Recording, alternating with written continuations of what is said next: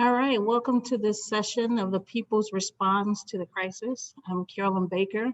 I'm with the General Baker Institute in Detroit, Michigan. I'm also a part of the Popular Education Project and the Poor People's Campaign, a national call for moral revival.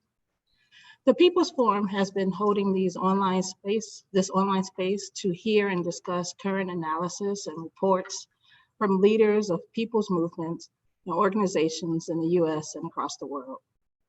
Today we have Kambale Musavuli, a native of the Democratic Republic of Congo. He is a human rights activist and a Pan-African militant working with youth movements across the African continent. Kambale professional activities, publications, and public engagements reflect his unflagging commitment to realizing peace and justice in the Congo. Kambale has written for the Washington Post, Foreign Policy in Focus, the Huffington Post, and numerous other academic and news publications. He has also been interviewed on National Public Radio, Democracy Now!, ABC News, Algiers English Television, Radio France International, and a number of other radio and television programs. He has been profiled in publications such as Christianity, News and Record, and in a few other newspapers around the world. Ooh, what's up, Kambale? That was a long list, man. Love your resume. I want to take this time to thank you for joining us. It's so good to get to have these exchanges because we hardly get any news about what's going on in other countries, especially in the Congo and on the ground perspective. So thank you for joining us, Kambale. Thank you for organizing this. I think it's very important for people to know. All right, well, let's do this. You ready to jump into these questions? Definitely. All right. Can you give us a brief history of the DRC that will help us understand today's context? It's a difficult question, actually, as the first one, because I think the essence really to understand the Congo, even in the midst of COVID-19, is to be centered at what happened in 1885, the so-called Berlin Conference, which was actually called initially the Congo Conference in Berlin, where Western nations with the United States sat down to carve up the African continent. And the process of carving up the African continent was not simply to say, usually that's how it's presented, these Western nations sat down, picked pieces of the land and so on. The Congo Conference really centered in two key regions on the African continent, Niger and the Congo, the Niger Basin, Niger, and then Congo, the Congo Basin, because it was essential for trade, specifically for the resources that was on the land at the time, was needed for the technology of the time, specifically rubber. Right? So Congo had rubber, Henry Morton Stanley, who kind of surveyed the land, saw the rubber and saw also elephant with the tusks. So the discussion, as I said a moment ago, wasn't really about just carving up the African continent. It was about who is going to control one of the biggest piece of real estate, which has so much resources, and make sure that the land that they called during the carving of the continent, the land that they called Congo, will have free trade.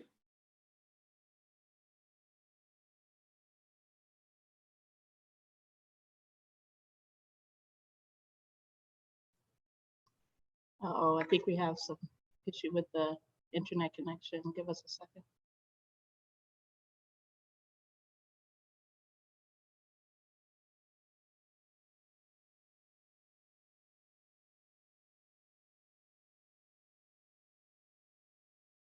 We're trying to get Kambale back up.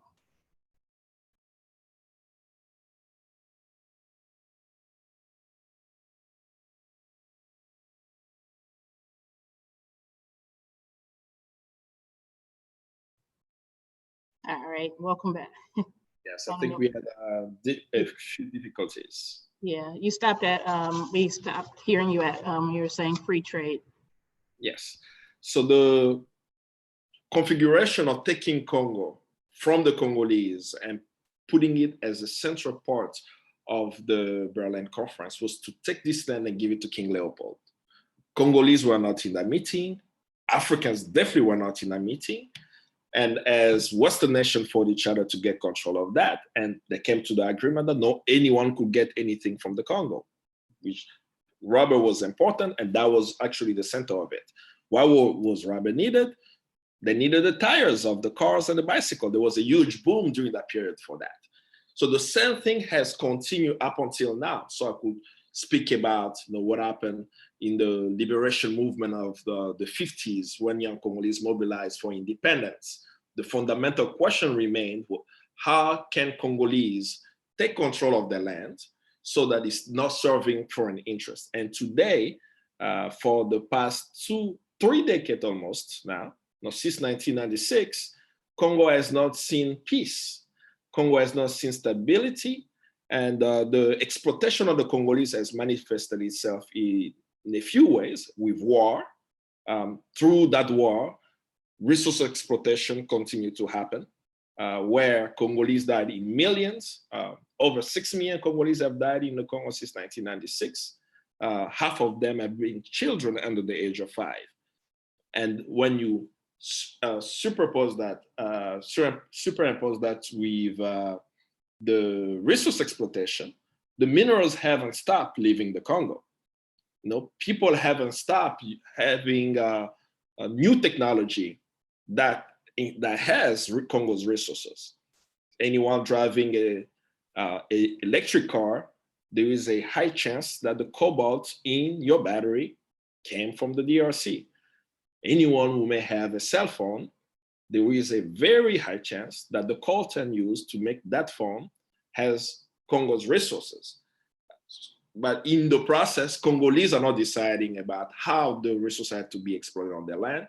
They're not deciding who are going to be their leaders, because they continue to have leaders who impose on them. And even in the COVID-19 period that we all experience around the world, decisions of how the government should stop the pandemic is not taking into account the people's needs. Where just, I was speaking with some of the young Congolese that we work with on the ground yesterday, and they were just sharing with me that for the past 2 weeks, 4 young Congolese have died, and they did not die for COVID-19. They actually died due to police brutality, right? Police officers have killed 4 young Congolese who did not follow the confinement measures. And I'll use the example of the one that they shared with me who just was killed last week. A young Congolese who, so in Kinshasa, the capital city, 50 million people, the confinement measure says that every Congolese has to wear a face mask. And the cost of the face mask ranges from 1,000 Congolese francs to 5,000, depending on where you find it, right? Congolese live with less than $1 a day. So when I'm saying 1,000 Congolese francs to more, it's less than $1. $1 is 1,700 Congolese francs, right? So they do not already have the money to purchase these masks. If you're not wearing the mask, you are fined 5,000 Congolese francs, which is close to $5, which they do not also have, right? So this young man was stopped by police officers who say, hey, you're not wearing a mask. Since you're not following confinement measures, we are going to fine you 5,000. And the young man got angry. Said, first of all, this measure of me wearing a mask, there is no financial support from the government to make sure that I have resources for me to buy the mask. So there is no way that I can even afford the mask. And second, now that I've violated that, the government's order, I'm being charged 5,000 Congolese francs, which I already done. So you do what you have to do. Altercation, next thing you know, the officer pulled out the gun and killed the young man, right? So when you're hearing these stories about what is actually happening to people on the ground in this COVID-19 period, I wouldn't want to just frame it from COVID-19, is that biggest challenge of the Congo is that we have not been able to determine the affairs of the Congo. We have not been able to say we have the most fertile land in the world that can provide food to the entire world until 2050, when the world's population is 9 billion people. That's the agricultural capacity of the Congo. So if we have the capacity, how come I'm able to have a video of a Congolese woman, a video that I received in the beginning of the week, where we are doing activities with the community. This Congolese woman was appreciative that we as young Congolese came to the community to provide soap and information on COVID, but she said that for the past 2 to 3 days, she hasn't eaten with her children.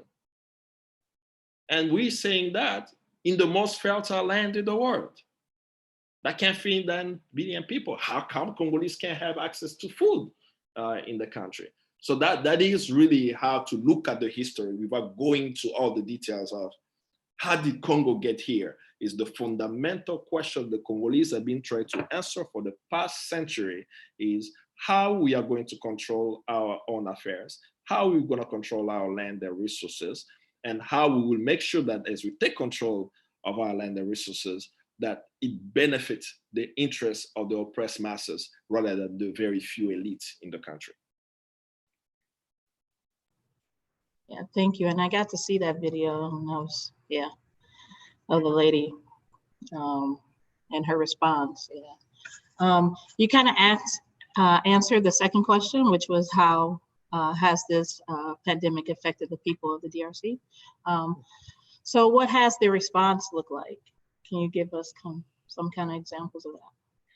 Indeed, and I think I'll speak with from both sides, what the government is doing and what the people are doing. At the end of the day, I strongly believe a people's response to COVID-19, be it in Congo or across the African continent or the world, is the only solution to the pandemic. If it's not rooted in the community, it will be very hard for many countries. And DRC was caught by surprise, just like most of the countries, whenever the COVID-19 came. The government, unfortunately, in the ways engaging, is that they are focusing more on receiving donor money, the usual IMF and World Bank money, to address COVID-19, rather than looking at how can we work with community health workers around the pandemic. So it's been, at least for me as a young Congolese, fascinating to watch Venezuela, how Venezuela has responded to the COVID-19 crisis, where they have done, in the period of sanctions, 300,000 tests in Venezuela. But in the Congo, we haven't even reached that number, 300,000 tests, but we've been waiting for that.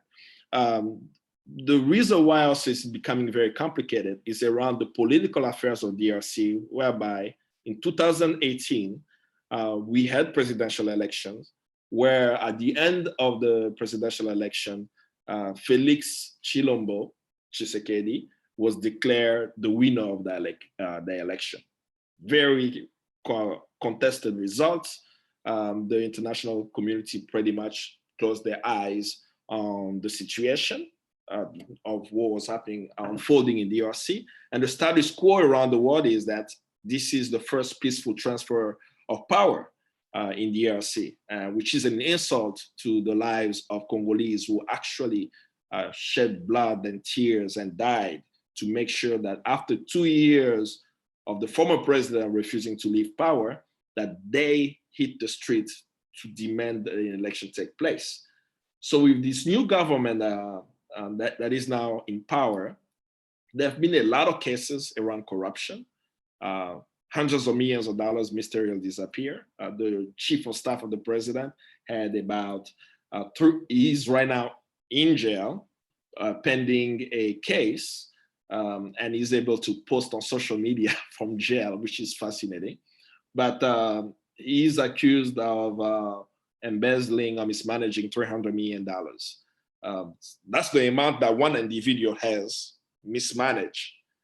Yet the World Bank is giving Congo for COVID-19 $363 million for the response. So does Congo really need a loan from the World Bank to deal with COVID-19, where our sons and daughters and grandchildren will have to repay at very high interest, when one individual is able to mismanage or embezzle 300 million? In the process also, there has been a lack of coordination across governments, ministers and governors of provinces. A government will make a decision of confinement measure because of cases that he has in his province, and the federal government will make a different decision. And I'm seeing the same thing happening in the US. So we're having this tug of war between different political powers, be it governors, being ministers. Given that we have a new administration, it appears that we also have amateurs in terms of ministers. The Minister of Health, in the midst of COVID, had what he believes is the best idea to address COVID-19 in the DRC. So his idea is, which he actually has implemented, is the creation of a new TV station in DRC where 24/7 Congolese people are going to watch a health channel around COVID-19. So it's millions of dollars to start a new TV station. Not that there is a lack of TV station in the DRC, not that there is lack of information on COVID-19. And you mentioned, and you saw the Congolese woman who met with our team, right? Where she was saying, yes, I know about the masks, I know about the gloves, and the washing of the hands. So the population is informed around the situation, right? But that is not the issue. Yet they've taken money for the response to start a TV station. And I can go on and on around the challenges that, for example, patient zero, who came out and say, hey, I'm patient zero, I don't have COVID-19, while the government saying that, oh, you have COVID-19. People dying in hospitals and of COVID-19. I mean, it's that in many countries, whenever you are going to hospitals, that's the best place to actually see what are the real numbers, because the numbers won't lie. You will see the bodies and the death. What now is unfolding, that some of the deaths are not being categorized as COVID-19, because the people are all dying for all the complications, and also many health workers are having difficulties dealing with that. So the official numbers from the government is that we have 797 confirmed cases, 92 recover, and 35 death. We strongly believe that these numbers are very low because of the reality of the work of the people, because we are on the field and we're seeing what is happening. Kinshasa is the city that I speak about most, because that's where we have our strongest base, and that's where the young Congolese youth who are working on the COVID-19 response are actually engaged in. This city has 15 million people, right? It's almost the population of New York City, right? People live very close. Decisions of confinement measures were put in place. The day it was put in place, we still saw movement in the city. Last week, same thing. That even though there are these confinement measures, people cannot stay at home. If you live with less than $1 a day and you are asked to stay home, you are being asked to do two things: either die at home of hunger, or go outside and get COVID and die of COVID while you are trying to feed your family. So we do know that the confinement measure, as it has been implemented by the Congolese government, was ridiculous, that it did not take into account the reality of the population. What the people have called for are things such as food distribution, which in Congo hasn't even happened. I did a small analysis with one of the young Congolese. I said, let's just think in a very simple way. Let's take the $300 million that has been embezzled. Let's say that for the month of May, the Congolese government, if it has the money, it will distribute that to the population just of Kinshasa, just one capital. If you do the math, it's about $20 per citizen. A Congolese who make less than $1 a day with $20 will be able to buy something that will take care for his family and the needs for a while. We do know that there are resources, but because of how Congo is a neo-colonial state, Congo is under the tutelage of the World Bank and IMF, as they are being provided these resources, they're being told how the money will be spent. Of course, for those who can look up, you can go to the World Bank and see the different grants that's available for COVID-19 and the requirement for it that is really geared toward big NGOs, big corporations, those who can move large quantity of either activities or merchandise that the ordinary Congolese will not even see the light of day. So at the end, the $363 million will not be spent on Congolese, but we do know we have the resources. So because their response has been geared toward what they are being dictated by the World Bank, by the IMF, they're not thinking of new innovative idea of how they could feed their population, how they could have measures to lower the infection rate, how they could use local knowledge of the doctors and the scientists. I mean, we are the people who get malaria 24/7. I mean, it's there. We live with the mosquitoes that has malaria, but we're able to treat it with traditional medicine.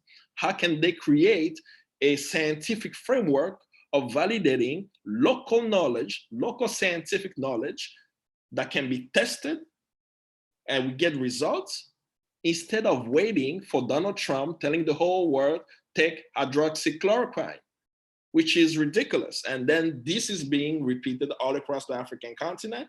People are stocking up on hydroxychloroquine when we know that it's problematic, even in how it's implemented. So the people have not seen themselves in the government's response. But what are they doing? And I can only speak about the youth that we work with, particularly the youth of Congo Love, Quatrième Voix. There are even a union, CDT, is a workers' union in Kinshasa. They have a base across the country. And other youth groups who have come into a coalition, partnering with another organization to do sub-distribution. So they decided that they could not stay home and just wait. They understand the danger of them going out, and they partnered with this organization of distributing 46,000 soaps, and with the hope of touching up to 40 to 50,000 families. At this time, we believe, we do not, with how many times they've gone on the field, they have at least touched 20,000 families.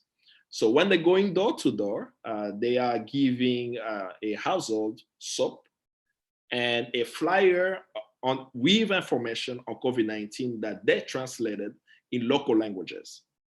So this is being distributed, but through the whole entire process, we have been very clear about what the people are calling for.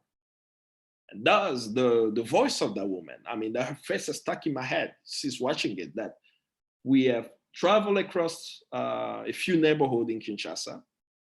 20,000 families is not equal to the 15 million. So it's really a small group, but 20,000 families is still also a big group, right? You know, it's relative.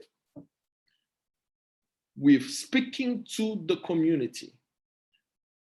The two things that they ask for are masks, access to masks, because of the cost of it. Either people can donate to them the masks, so they have it, and food. That because of COVID-19, economic activities have affected the poor in worse ways than the rich. Because the rich can go and stock up water for 2-3 months. They can stock up food in their compound for months. The poor have to come up every day. You wake up in the morning, you go downtown Kinshasa thinking, okay, what is it that you're gonna do to make $1? okay, I'm gonna buy this telephone for $200 and I'm gonna resell it for $210. Hopefully I resell it, I get it $10, and that will help feed my family. So they do these type of things to just survive in the system, in a country that is so rich that this is now close to them, that they are clearly saying to us, we need food. We need masks, we need food. So if we as young Congolese are able to get this information from the population, we know the government also hears the same thing.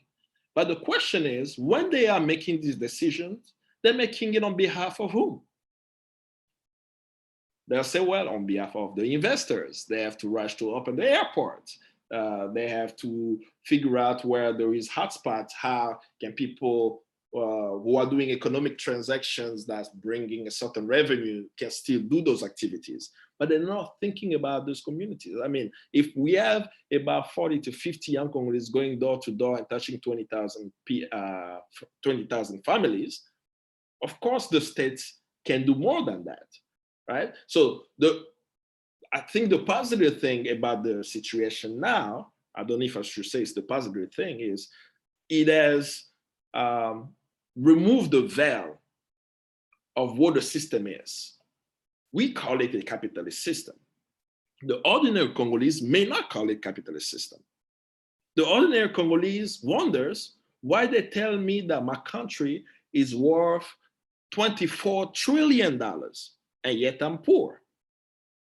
How come I've never seen how a phone is manufactured, yet they tell me that the minerals for the phone is there. So they don't see it. But this has helped us do in our activities, in engaging with the communities, to be able to show them the nature of the system and share with them also the examples of other places. What are other places, how they have dealt with it? You know, we've shared with them the story of the medical doctors in India, in Kerala, how they started a helpline to help people who may have symptoms. You call the helpline and they help you in not necessarily diagnose, but provide you with information on how you will be able to take care of yourself. So if they can do it in Kerala, how can they do it in the Congo? So they have now created, we have a medical brigade created out of COVID who are actually going with the team doing the sub-distribution. There is another group of young Congolese in the midst say, we understand the challenges of our government, not being able to address the issue. We are the developers. What can we do as software developers? So these young Congolese in a province, in a Tanganyika province, in the south of Congo, have built an application called COVID-19 Info, which is being used by the Congolese government today as the platform where the information on COVID-19 is provided. And the Congolese government did not have a platform. They built this platform for free and they gave it to the government and they are providing technical support to maintain that site. So this is a contribution. And just yesterday, I saw a Congolese he actually teaches at Northwestern University, but he is also working in DRC.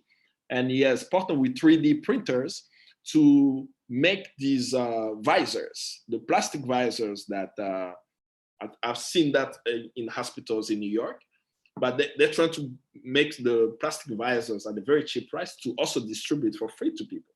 So people are trying to provide some type of solution to the issue. And what we are doing is we're allowing the youth that we're working with in this moment to be able to do political education to the masses so that they understand there is a reason why that at this time, your interest is not the primary interest.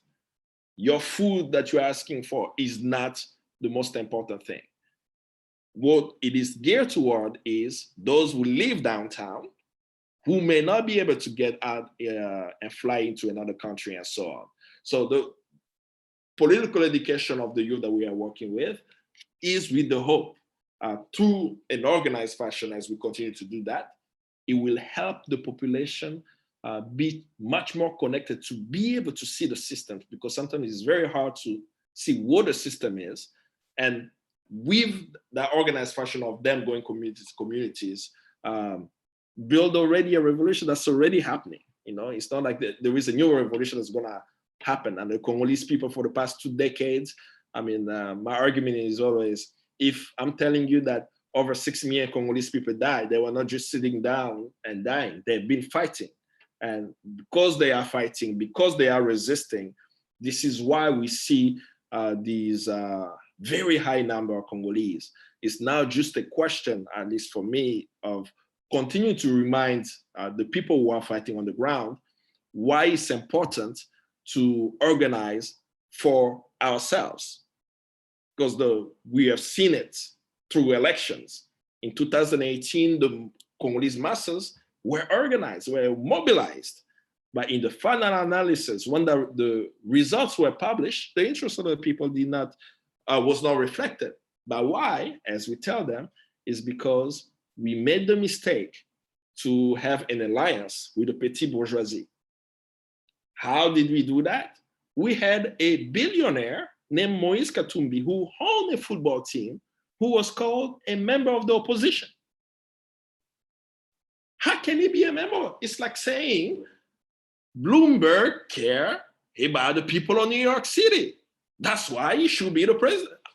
Who believed him in the United States, by the way, right? No one believed him. So why did the people believe that a billionaire could be that? And we saw that even with the presidential candidate, that the people did organize and mobilize for a change of power of a president who was been there for 17 years, who was there for 17 years, and some will argue is still there even with the change of power, and allow the petit bourgeoisie to join the mobilization of the masses. And when the people were so close to regain control of the Congo, they cut the deal with Kabila, the former president, and they betrayed the masses. And this story is rampant, not just in Congo, but from Congo all the way to many places around the world.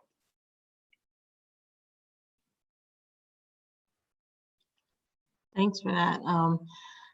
I think you know my questions already because you kind of answered the next question, but there's another part to it. So I'll ask the question, but I'll read the second part as well. So the question was, how will COVID-19 affect people's organizing and the workers' organizations? You kind of answered that, but what is the response from this perspective? I know you were mentioning the lady, but has there been other responses from the organizing that's been going on? Yeah, I mean, I would go back to even the question the person asked earlier, that what became clear to me is that young Congolese are saying, we are not going to stay home and be confined and just wait, right? It's a consensus across the country that you are being given this measure. You know that this disease is real. I mean, people are clear that it is there, it is real. But they're saying that if I'm staying home, I'm dying. I cannot stay home. So discussions that we've had was, okay, how then do we engage? Knowing the challenges of the ground. You know, you have to have the gloves, you have to have the masks. So we were able to get, at least for our team, these tools so that when they are on the field, they're protecting themselves. But even in the process, I mean, it's very humbling. Like these young people are putting their lives on the line, right? But they've been doing that. So it's totally, how can I say, it's totally natural that they're doing that. They have put their lives on the line in protest. So they're saying, well, we've got shot at by the police. COVID may kill us, but we need to go out there, right? So that's really what has been the spirit, not just of the young people that we are working with many of them. But the biggest challenge is the role of the states. You know, the states is now making policy that is actually helping in the process. Now, just use a small example. many Congolese know about this story, right? Jerome Muyange, if I hope I'm saying his name right. He's a Congolese doctor who wrote a protocol for COVID-19. And that protocol was based on using Artemisia annua to treat COVID-19. He shared this protocol with the Congolese government. No one responded to him, no one paid him any attention. Somehow, he shared it in his network, and this protocol ended up in Madagascar. So there is a research center in Madagascar that the president of Madagascar tasked to find a local solution to COVID-19. Surprisingly, the research team of the institute, it's a governmental institute for research, they took the protocol created by a Congolese, right, and developed a tea called COVID-19 organic, and they're calling it's a preventive tea. It does not treat COVID, but they believe through the research that they've done that it helps in as a preventive tea to boost the immune system. And the government of Madagascar has now mass produced this tea and providing it to other African continent. There are controversies, right? WHO saying, hey, don't promote herbal treatment as a solution and so on. And his response, the president of Madagascar's response is, I'm not gonna let my people die. We have scientists, we have researchers, the same way you have a scientific framework in different parts of the world to test your hydroxychloroquine. We are going to use another scientific method to try to prove that. But he has been very clear that this is not a treatment for COVID. This is a preventive tea boosting the immune system. And of course, the media can't say what they would like to say about what the president said, right? His video, the press conference is public. But I share this to say, the person who wrote this protocol was a young Congolese. Most people don't know that. I even said his name, right? Jerome Nyange. He is the young doctor who created this, who sent it to the Congolese government, and they were still busy waiting on World Bank money. So it was funny to me to see the president of the Congo having a video conference with the president of Madagascar speaking about this tea. And the president of the Congo saying, thank you, Mr. President. Many Africans should follow your example. We hope that you can send some in our country. So as a young Congolese, I'm confused. I'm saying, there was a young Congolese who actually wrote this protocol. So that goes to the point that they are not giving interest to the people's solution to COVID. And we can look at other examples of, in our reality, how can we stop the spread? Congo has 81 million people. We had cases just in the capital city. Now we have it in about 4 or 5 provinces. They now have the same case, so we know it can spread. But if you have COVID, you can confine. What do? One of the simplest answer to, I'm not giving an answer as a medical person, but I believe as a former engineering student, as someone who loves technology, as someone who loves math too, that there is no problem without a solution. And my math teacher, one time I told him that you're lying because he told me that you can do the square root of -1 and the square root of -x. My math teacher told me that the answer of square root of -x is I. Like, it'll be like ix if it's -1, it's I. Then I say, I, what is I? And the teacher told me that it's an imaginary number. I said, but you made it up. Like in mathematics, we solve an impossible problem of a square root of a negative number.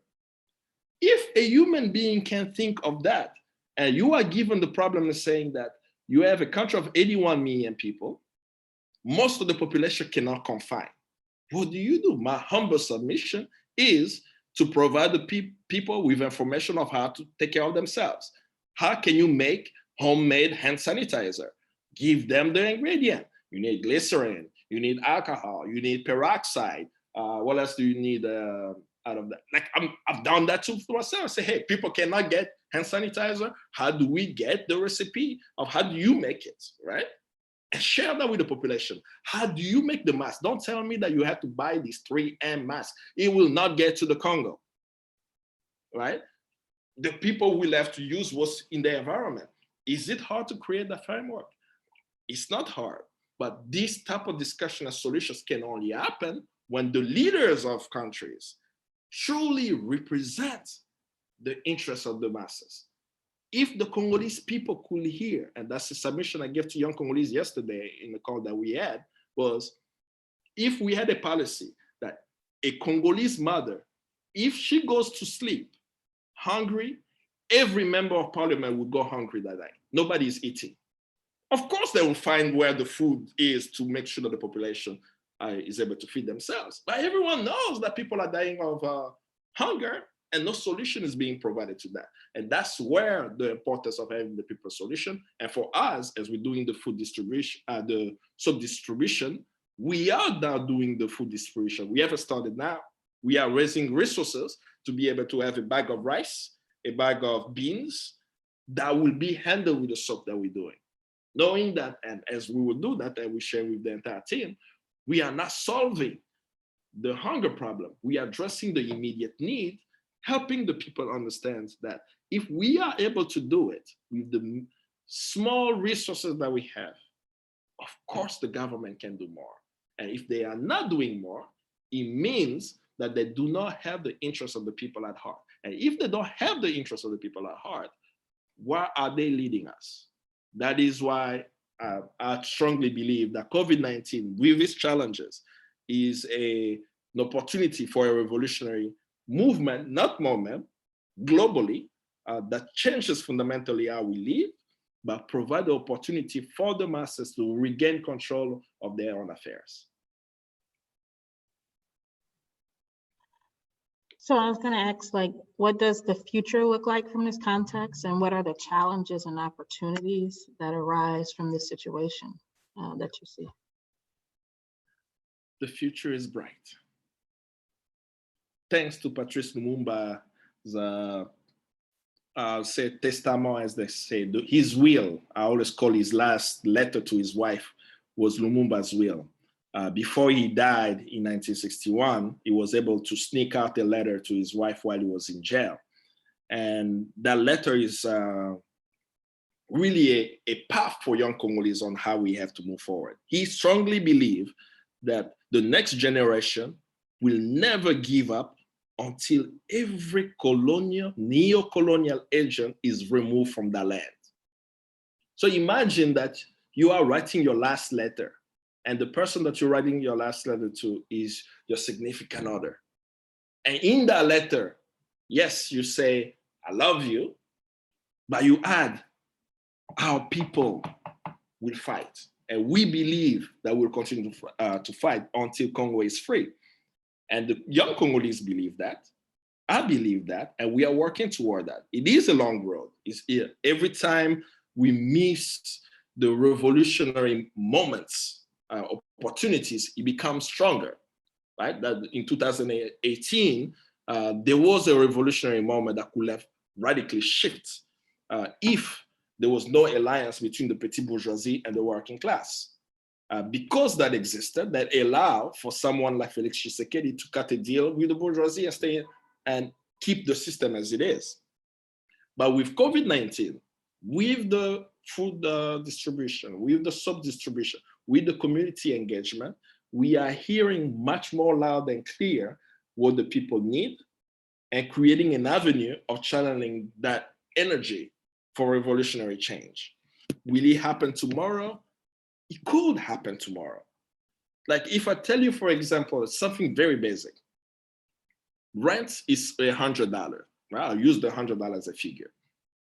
So that will make it about 17,000, about 17,000 Congolese francs, 170,000 Congolese francs, okay? This value was not the same 2 years ago. The value of the dollar or the value of the Congolese franc has actually depreciated. So if I paid rent, let's say, for example, 2 years ago for 50,000 Congolese franc, today I'm paying it for 100,000 Congolese franc, and my salary hasn't changed. A cup of rice, which used to be 900 Congolese franc, went up to about 1,200 Congolese franc, and because of COVID-19, has doubled in some area the prices or tripled the price, right? And this is also what's causing that the access to food is becoming much harder. That the population will reach a tipping point. They're already there, right? And the question for young revolutionaries, young Congolese revolutionary is, in that moment, what are the lessons learned of 2018? What are the lessons learned of 2011? What are the historical lessons that we have to make sure that when the masses are now in the streets for a revolutionary change, that one, there is no alliance with the petty bourgeoisie because they will follow their class interests at the end, and that in that shift, the people truly regain control. And for us, I think the opportunity is the relations that we have with people internationally. We strongly believe that the world has a lot to teach us on how to move. Watching the Bolivarian Revolution, how actually happened from the grassroots, from the peasant, from the farmer, all the way up to have a leader who came from the masses, right? And the population protected him. Hugo Chavez, the only president I know who survived a coup d'etat where the United States actually took control for 48 hours. Within 48 hours, the people themselves brought Hugo Chavez back to power. So when we look at Venezuela, and I use the example also of Venezuela doing 300,000 tests of COVID-19 in their country while being sanctioned. Looking at what Cuba is doing, learning from the African continent, the historical background of the African continent. Kwame Nkrumah, who took control of the state in Ghana, who used it as a hub to connect more young Africans. Patrice Lumumba flying to Accra in 1958 and meeting all the young revolutionaries and saying, in 2 years, you guys need to be liberated in your country. And within 2 years of Patrice Lumumba meeting Kwame Nkrumah, Congo had its independence. And young Congolese are doing that right now. They are connecting with youth in South Africa. They're connecting with youth in Zambia. They're connecting with youth in Ghana. They are learning, so they are sharing their stories about the struggle, and they are learning from others because they truly believe, and I also firmly believe, that Congo's liberation is not just a Congolese affair. It's not just going to be done by Congolese. It needs a Pan-African solution. It needs an internationalist solution, because what happens in the Congo directly affects the entire world. If you don't have cobalt, you can drive your fancy electric car or have your Tesla battery in your house, for those who can afford that, right? But Congo has a greater role than that. And Congo can follow the path of Cuba. I shared the story of two stories of the Cubans. One is Quito Cannavale. No, they went to Angola. They fought for the liberation of South Africa. They fought for the liberation of Angola, went all the way and pushed out Namibia. They never took diamond. They never took gold. They never took oil. All they took was the dead bodies of their comrades who came to fight for the struggle.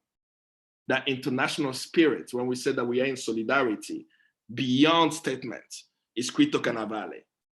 That solidarity that the Congolese are hoping to see around the world is the solidarity of the Cubans today, not during Quito de Carnaval, the moment where around the globe right now, Cuban doctors are going around the world. And that's what we hope to achieve, that as we continue to fight on the inside, on the outside, we build an alliance with all oppressed masses around the world to join us in our struggle and for us to learn from the struggle as well.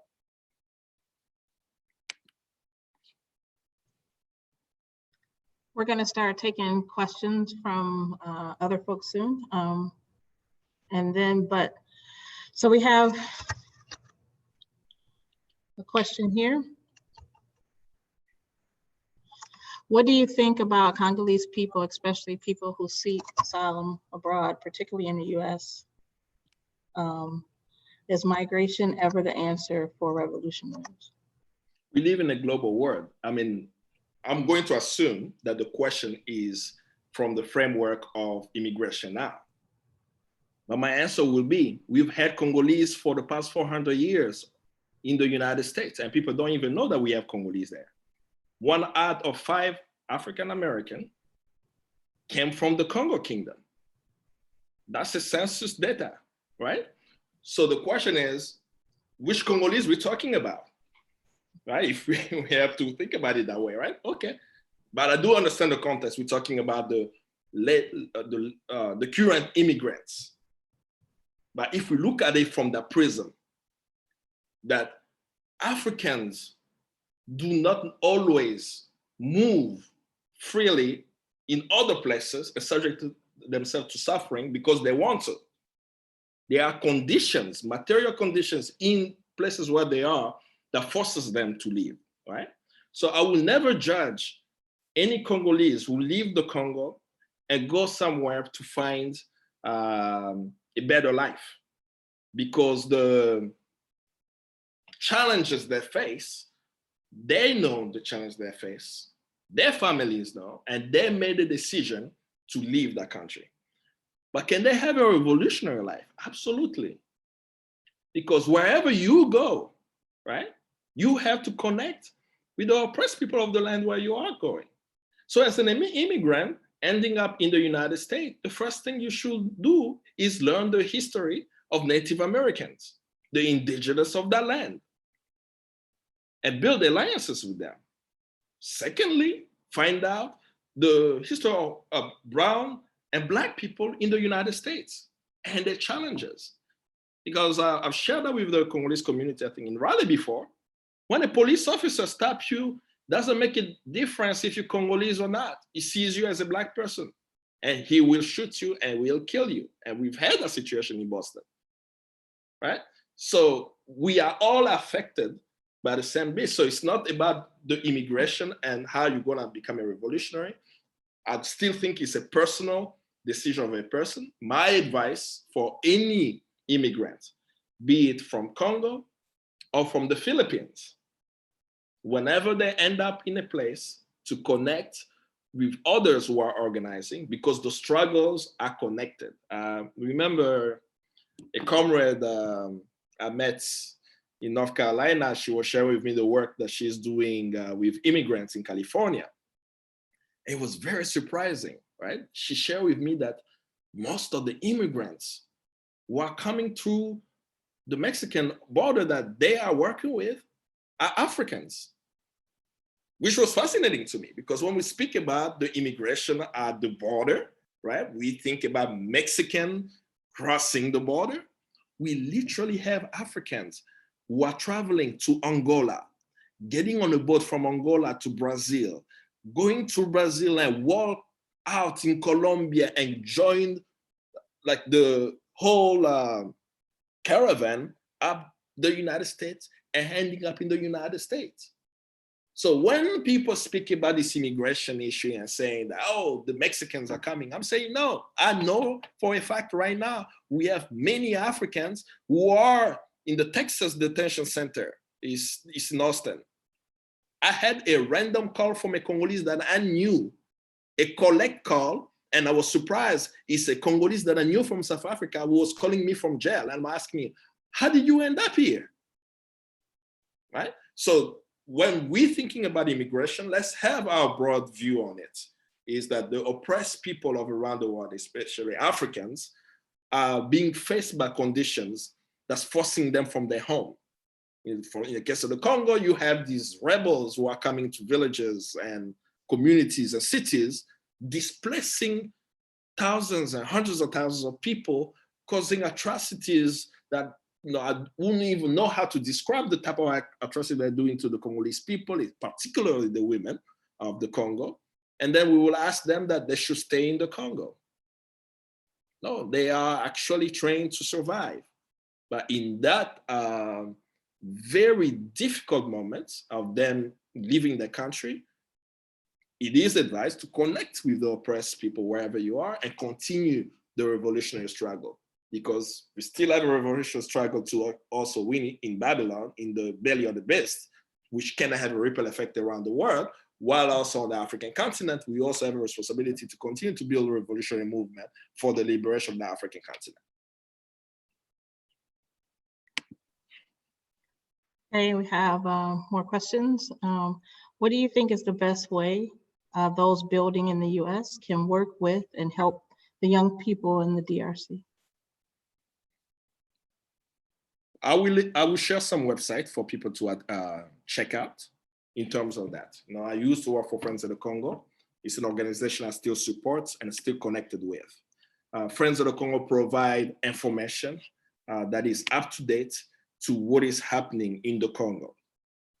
You go there, you connect, and you're able to see what is happening, the proper analysis, which is critical when it comes to the Congo. You're not gonna get the real news on BBC and others. It'll always be skewed. And what Friends of the Congo has done for the past 2 decades is providing the analysis of what is happening and what it would take for Congo to be free. And I believe in the prescriptions, one being that the Congolese need to be at the center of the decision-making process, gain control while connecting with a global community fighting for the liberation of the Congo. So friendsofthecongo.org is the website. There is another organization called Congo Love that is also engaged on the ground. They are building a team in the United States as well, so you can volunteer with them, connect with them, and do activity in the US, but they also engage with the youth on the ground. They provide scholarships to young Congolese. We have the Lumumba Scholars, that's how we call them. They say, hey, they wanted to put Lumumba in acid. We'll make sure that anyone who graduates from college know that I'm a Lumumba scholar as a graduate and I will fight to free my country. So they provide scholarship to young Congolese. They have built a center. The center is called the André Bloin Cultural Center. It's very intentional, the name. Most people do not know who André Bloin is. That André Bloin was the chief of protocol of Patrice Lumumba. That's how she's presented, but she's bigger than that.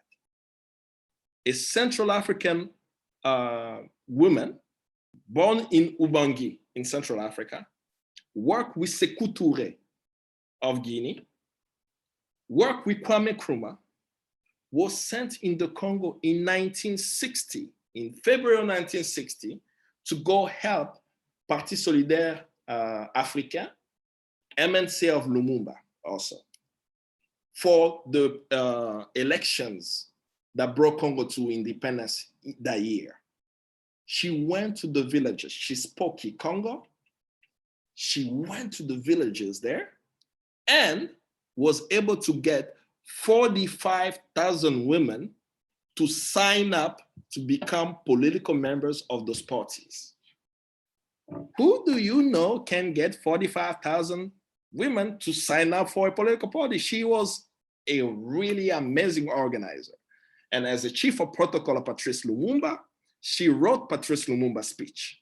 So when people are hearing the Patrice Lumumba's words on Independence Day, freedom fighters, today victorious, we salute you. You should always know a woman by the name of André Bloin wrote that speech. There were a few people who wrote the speeches. Patrice Lumumba looked at the speeches, picked up hers and said, this is what I'm gonna read that day, right? And the reason why we say we are intentional about naming that center, André Bloin Center, is one, people don't know the story of André Bloin, and two, this is one of the many examples of Pan-Africanism and internationalism in the Congo.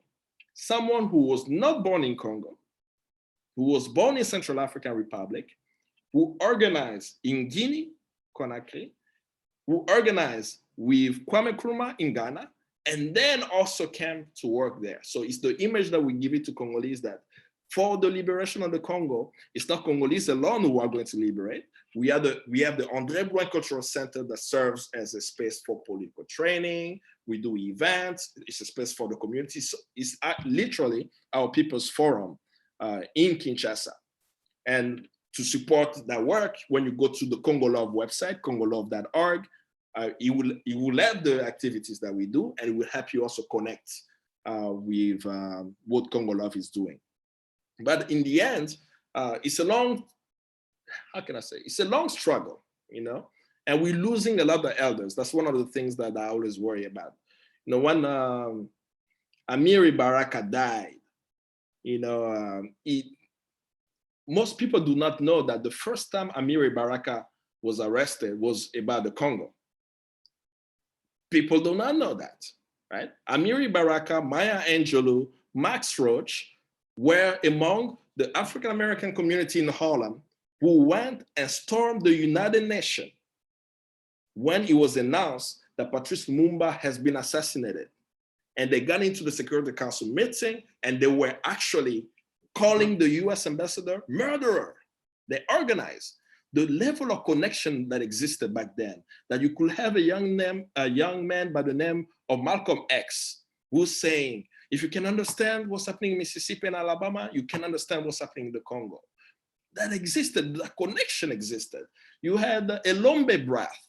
No, people don't know that Elombe is a word in Lingala, which means courageous man. And he got this name when he met Patrice Lumumba in New York. The organic connection that we had during the liberation movement in the United States through the 60s, right, is not as strong as it needs to be now. But we can rebuild it by just reaching out, by just connecting.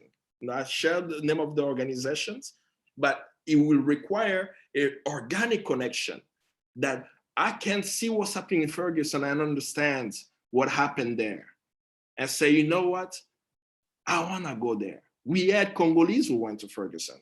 You know, one of the young Congolese, Ben Kabamba, he actually went where Michael Brown was killed, met with the community there to understand the situation that was happening in the Congo. So those connections, Congolese are longing for it.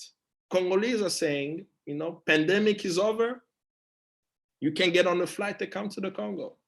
If you can do that, we can do Zoom. I will translate. I speak both Lingala, English, a little bit Australian and French.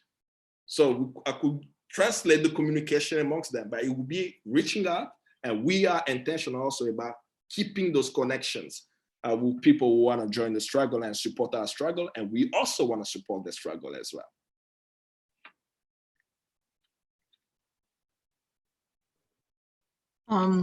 So questions are coming in, a lot of them are coming in. So here's one: which corporations are the most responsible for the exploitation of coltan, cobalt, and other minerals in the DRC? And are the grassroots groups focusing on pushing those companies out of the DRC? Yes, there have been these efforts. There is a website we created called conflictminerals.org. We listed the name of 85 companies that the United Nations group of experts, which is not necessarily the UN, there is a group called Group of Experts who do studies and research on the exploitation of DRC and publish reports on who is who. They have named the companies, they've even listed the individuals, but no major action has been taken on them. You know, I usually mention the Cabot Corporation in Boston, Massachusetts was listed. The CEO of the company used to be the Secretary of Energy of George Bush, Samuel Bodman. He actually has a building named after him at Cornell University. So at the point we were trying to organize the students at Cornell University in the United States to say, hey, you have a building named after this guy and so on. So Cabot Corporation, Kemet Electronic, Vishay. Right now we have Glencore, which is sometimes dubbed as a Swiss company, and it's usually fascinating, right? How this company operate. You say company is Swiss, but the majority of investors are Americans, right? But how does that happen? You know, most people in the United States who have pension funds, who have 401k, they do not check their funds, right? Because it's usually a package. It may be like XYZ 20 which is a collection of technology company and some bonds and so on. Most people don't check. You just want to look at the report. Oh, no, my pension is going well. What we've asked people to do is go to conflictminerals.org, look at the list, contact your human resource person in your company, and tell them, is our pension fund in these companies? And get these companies to be out of your portfolio, right? Those are the things that people can do. There have been also efforts to certify minerals coming out of the Congo and so on. Our position has been that as we engage in lobbying for the DRC to put pressure on corporations or individuals, we need to do it with Congolese. Because sometimes a solution we may provide, right? It may make sense to the United States to say, let's certify minerals, but it may not make sense for the Congo because the certification of minerals is actually affected negatively the Congo. But when you speak to the Congolese, they will tell you what is beyond this war. Even though I didn't go into the very detail of it, over 6 million Congolese people have died due to a war that is simple to me. The United States and the United Kingdom have allies on the African continent. Those two allies are Rwanda and Uganda. Rwanda and Uganda invaded the Congo twice, in 1996 and 1998, and have caused and unleashed the death of over 6 million Congolese. They are trained by the United States military. They receive financial support from the United States and the United Kingdom. Whatever they do on the African continent, they're not held accountable. So when you speak to the Congolese, they say, stop the war.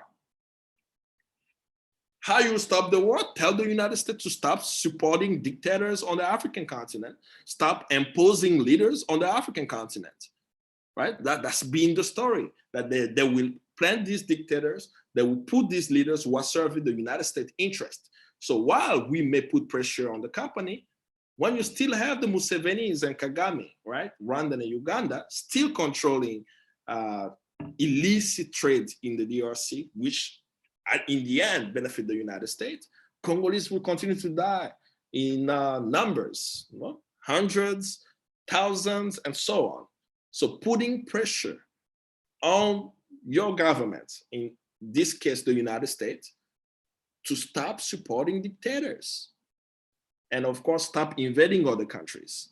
But as what happened with us, they actually, the CIA assassinated Patrice Lumumba, the first democratically elected prime minister of the DRC. I mean, can you imagine a foreign country just come and kill an elected official in the United States, and decades later, half a century later, no accountability? So that's been my perspective around corporations. Yes, we can go to the due diligence, but it is not enough to just do that. That the best way to engage is to work with Congolese consistently, because today we may ask you to write a petition. Tomorrow we may ask you to put pressure on a company. Tomorrow we may ask you to put pressure on Donald Trump, right? And those actions that's done on the outside, what it does, it gives Congolese a breathing space to organize. And I would like to say something that's very important that people do not understand. Now, I spoke about the election, there's a new president. It's so problematic for the world that people do not even see the connection that he has to the world. We have a new president in the Congo named Felix Tshisekedi, who was the only African president to speak at APAC. He actually was invited at APAC and he spoke there. In his speech, he says that the Congolese government will open its embassy in Tel Aviv with a section, is the economic section of the embassy will be in Jerusalem, becoming the first African country to do that. Why is it problematic? And I was even talking to some young Congolese. I said to them, because some did not understand why it's problematic, right? They may not know fully the Palestinian struggle. And I explained to them, if the Congolese embassy in Israel is opening a section in Jerusalem for economic affairs. What are the type of economic affairs are they doing in Jerusalem? Are they buying olives from Palestinians? What does that do, right? That the Congolese government is recognizing the illegal stealing of Palestinian land. The second thing that he did at AIPAC, he said that he supports Donald Trump's plan for peace in the Middle East. Everyone knows about that plan, right? The African Union rejected that plan. The current president, the current vice president of the African Union is the Congolese president. So the African Union is saying no to Donald Trump plan. The Congolese president goes to the AIPAC and say, I support Donald Trump. And he did what Bolsonaro of Brazil has done too, where after saying these two bizarre things, he says that he would like to thank the American evangelicals for the support they gave to him, saying that they are the one who brought him close to Israel. And in my head, I'm scratching my head, I'm trying to figure out, what do the American evangelicals have to do with the Israeli-Palestine crisis? What the Palestinians on a daily basis are seeing their land taken from them.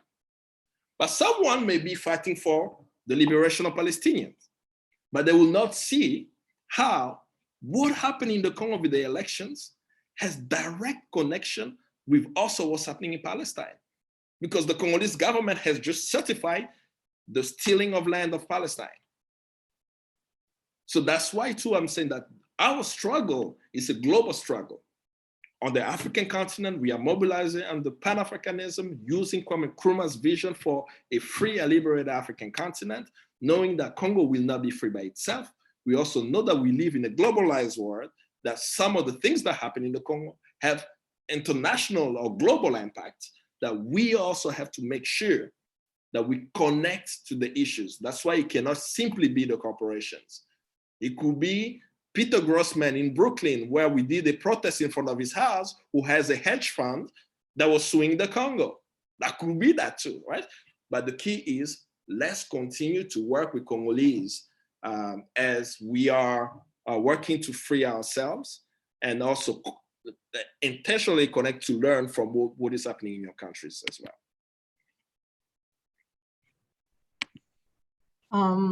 Someone wants to know if you can recommend any reliable French language media, resources, websites, or Twitter feeds for news or analysts on events on events and movements in the DRC.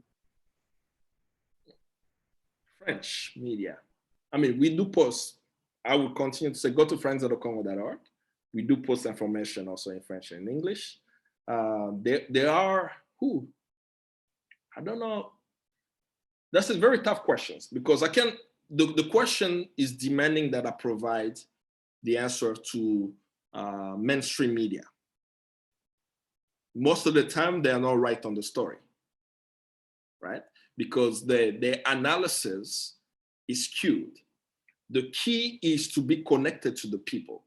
It's like thinking about the United States in the 60s, and you are trying to read the US media around the conditions of Black people in the 60s. Which media will you pick? But the best way you will get the information is if, as Malcolm X did, you are connected with the African community directly and organically, they will be able to speak to you about what is happening, right? Like, for example, the story I just shared of a young Congolese killed by the police because he was now wearing a mask and was asked to pay 5,000 Congolese francs, which is almost $5, which he doesn't have, is in zero media. There is not a media that you can go and find this story. But the reason why I know this story is I'm connected on the ground with the people. I work with them on a daily basis, right? So flatly just saying, go to RFI, Radio France Internationale, which they do have sometimes good reporting, but sometimes they don't get it right as well, right? So it's a matter of getting the information already in the channel that you have, but more intentionally connecting with the Congolese community, wherever you are, be it in your cities or those also on the ground. And I'm available, for people can reach out, and I can help in any shape or form and sharing information, given the reality of what's happening on the ground and how often I am connected with the people who are fighting on the ground. And Friends of the Congo is a good platform for analysis and information. They have a news section where they update analysis that we believe will help in shaping the narrative of what is happening. And sometimes we ourselves write articles as well in the work that we are doing. All right, so again, before we close out, the best way to get in contact with you if folks wanted to, what would that be? Yes, so my email is info@kambale.com. So info at Kambale, which is KAMBALE.com. That's the best way to get in touch directly with me. To get in touch with Friends of the Congo, it's the same, info at friendsofthecongo.org. Congo Love is the same as well, info at congolove.org. There are many organizations, who are fighting, and others. And I always try to be careful to not give a skewed view that in the 81 million people, we have 60 million organized Congolese who work with us. But we are determined, and I'm saying very strongly, that in my lifetime, there will be peace in Congo. I know that it's possible, and I've seen the dedication of young Congolese and how they are putting their lives on the line. So what's important for young Congolese is for them to know that people outside are in support of the struggle. They don't get to hear that, right? They're fighting every day. Just a small note saying, we are with you, will actually lift their spirit, knowing that, oh my God, there are people outside who actually care, and will give them the energy to fight again.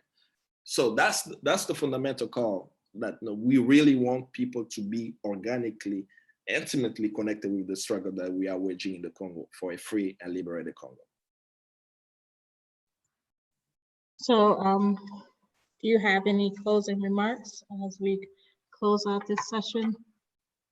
Yeah, I think my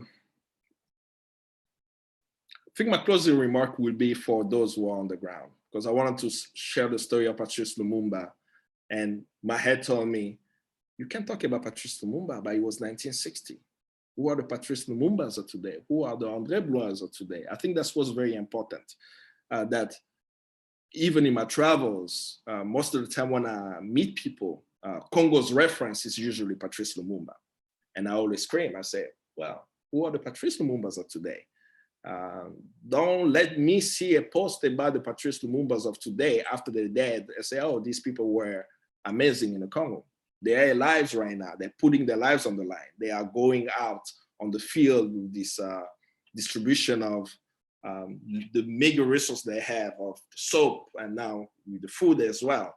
They believe in the ideals of Patrice Lumumba. They understand how wealthy the country is. They know that if Congo is free, Africa will be free. Why? The potential of the Congo can provide the electricity to the entire African continent, can feed the entire world until 2050. It has the agricultural, it has the pharmaceutical capacity to solve many of the health issues that we have here around the world.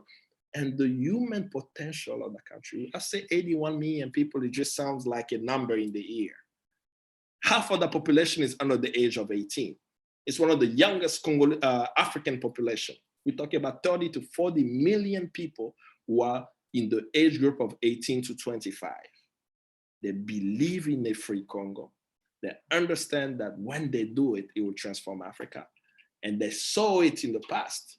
What other young Congolese were able to do in 1960, and they are ready to do it now. So in the noble fight they are waging today, they call, and my call is join us. Join us in the struggle. I want to see you in the Congo as it's free, saying that we fought for this free Congo. That's why, when I meet the elders in the US, when I share the stories of the civil rights movement, the different uprising that took place also in the US, it's humbling for me to hear what people did for some form of freedom to get to certain levels, right? That we want to see the same. That in 2020, there was this Zoom call that happened where people were talking about the Congo. I was so inspired by it that I gave my time and energy to support this revolutionary struggle. And in 2031, Congo is free. Why 2031? My 50th birthday. I believe that on my 50th birthday in 2031, Congo will be free. And that's my message to everyone. Don't give up for the challenges that you have in your country. We are not giving up. Let's work together for a free and liberal world. Thanks so much for joining us. Thank you, Kambale.